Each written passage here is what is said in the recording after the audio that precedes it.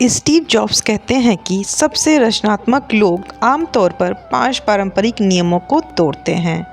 अपने शानदार करियर के दौरान स्टीव जॉब्स को सिर्फ उनकी असाधारण सफलता के लिए ही नहीं जाना जाता था, वे अपने अपरंपरागत दृष्टिकोण के लिए भी प्रसिद्ध थे। जॉब्स का मानना था कि रचनात्मकता का मतलब नियमों का पालन करना नहीं है, बल्कि उन्हें साहसपूर्वक तोड़ना है। स्टीव जॉब्स के अनुसार यहाँ 5 सामान्य नियम बताए जा रहे हैं, जिन्हें अधिकांश रचनात्मक दिमाग वाले लोग अक्सर नज़रअंदाज कर देते हैं। फर्स्ट, अपनी विशेषज्ञता पर अड़े रहें। क्या आपको कभी अपने कंफर्ट जोन से बाहर निकलने में झिझक महसूस हुई है, क्योंकि यह आपकी विशेषज्ञता के अनुरूप नहीं था?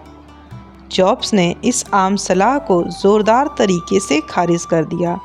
उन्होंने कॉलेज की पढ़ाई छोड़ दी, फिर भी एक सुलेख कक्षा में भाग लिया, एक ऐसा निर्णय जो शुरू में उनके करियर में लक्ष्यों से अलग था। हालांकि सालों बाद उस कक्षा में प्राप्त सौंदर्य संबंधी अंतर्दृष्टि ने एप्पल की सुरुचिपूर्ण टाइपोग्राफी को गहराई से प्रभावित किया। रचनात्मकता विभिन्न क्षेत्रों के मिलन बिंदु पर पनपती है। शोध इस बात का समर्थन करते हैं, जिसमें पाया गया है कि जो व्यक्ति खुद को विभिन्न अनुभवों के संपर्क में लाते हैं, उनके द्वारा अभिनव समाधान विकसित करने की संभावना उन लोगों की तुलना में कहीं अधिक होती है जो केवल एक क्षेत्र तक ही सीमित रहते हैं।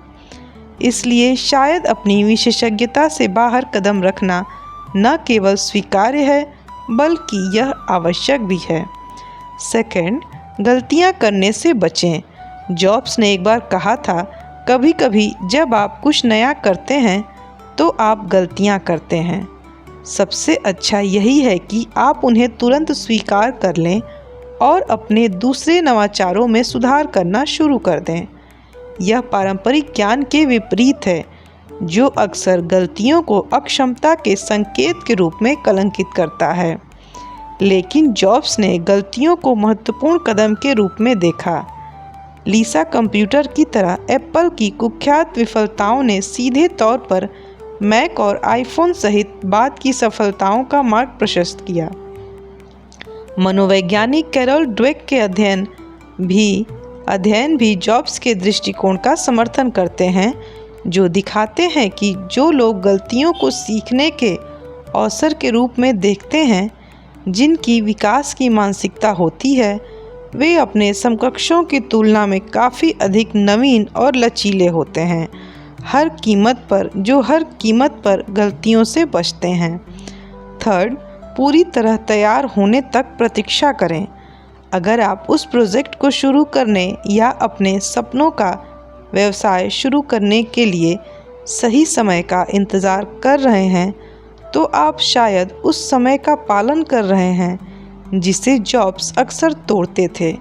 जॉब्स ने अपूर्ण रूप से शुरू करने की शक्ति को अपनाया। जब एप्पल ने पहला आईफोन रिलीज किया तो उसमें उल्लेखनीय कमियां थीं। यह वीडियो रिकॉर्ड भी नहीं कर सकता था। फिर भी जॉब्स ने हर फीचर के परफेक्ट होने का इंतज़ार नहीं किया। इसके बजाय उन्होंने धीरे धीरे काम किया, सीखा और सुधार किया। मैं इस बात से पूरी तरह सहमत हूँ। अपने लेखन करियर की शुरुआत में मैं अपना पहला लेख लिखने में हिचकिचा रहा था, क्योंकि यह परफेक्ट नहीं था। एक गुरु ने मुझे वैसे भी प्रकाशित करने की सलाह दी, जिसमें बताया गया कि कैसे पूर्णतावाद अक्सर प्रगति को रोकता है। उस शुरुआती छलांग ने, जिसमें खामियां भी थीं, उसके बाद की हर चीज़ के लिए मंच तैयार किया। फोर्थ, लोकप्रिय राय चुनें, लोकप्रिय राय सुने। जॉब्स ने इस धारणा को खारिज कर दिया कि उत्पादों को पूरी तरह से ग्राहकों की प्रतिक्रिया या लोकप्रिय रुझानों के आधार पर बनाया जाना चाहिए। उन्होंने जोर देकर कहा, लोग तब तक नहीं जानते कि वे क्या चाहते हैं जब तक आप उन्हें यह नहीं दिखाते। रचनात्मकता में अक्सर ऐसी संभावनाओं की कल्पना करना शामिल होता है जिन्हें दूसरे अभी तक नहीं देख पाते। हेनरी फोर्ड ने कहा था कि अगर उन्होंने जनता की राय को ध्यान से सुना होता तो वे कारें नहीं बल्कि तेज घोड़े बनाते। जॉब्स ने भी लोकप्रिय रुझानों और पारंपरिक बाजार ज्ञान को अनदेखा करके पूरे उद्योगों को बाधित कर दिया। इसके बजाय नवाचार की अपनी सहज समझ पर भरोसा किया। फोकस समूहों या सर्वेक्षणों से अभिभूत विचार शायद ही कभी सामने आते हैं। वास्तव में दूरदर्शी नवाचारों के लिए अक्सर लोकप्रिय आम सहमति के विरुद्ध जाना पड़ता है। 5, कार्य जीवन के बीच स्पष्ट सीमा बनाए रखें। हम सभी ने यह सलाह सुनी है, संतुलन बनाए रखने के लिए काम को निजी जीवन से अलग रखें। फिर भी जॉब्स ने इस सीमा को धुंधला कर दिया। अपने काम को सिर्फ एक करियर के रूप में नहीं बल्कि अपने जीवन के जुनून और उद्देश्य के एक अनिवार्य हिस्से के रूप में देखा। उनका मानना था कि सच्ची रचनात्मकता और नवाचार व्यक्ति के काम के साथ गहरे व्यक्तिगत जुड़ाव से आते हैं, जहां पेशेवर महत्वाकांक्षा और व्यक्तिगत पूर्ति के बीच की रेखाएं संभाविक रूप से विलीन हो जाती हैं। हालांकि मैं निरंतर भाग दौड़ वाली संस्कृति की वकालत नहीं कर रहा हूं, लेकिन यहाँ एक महत्वपूर्ण सीख है। रचनात्मकता तब पनपती है जब हम अपने काम में के बारे में गहराई से सोचते हैं। इतना कि हम अपने जीवन में 9 से 5 बजे तक के स्थान से कहीं अधिक जगह देते हैं। जॉब्स के लिए नवाचार बेहद व्यक्तिगत था।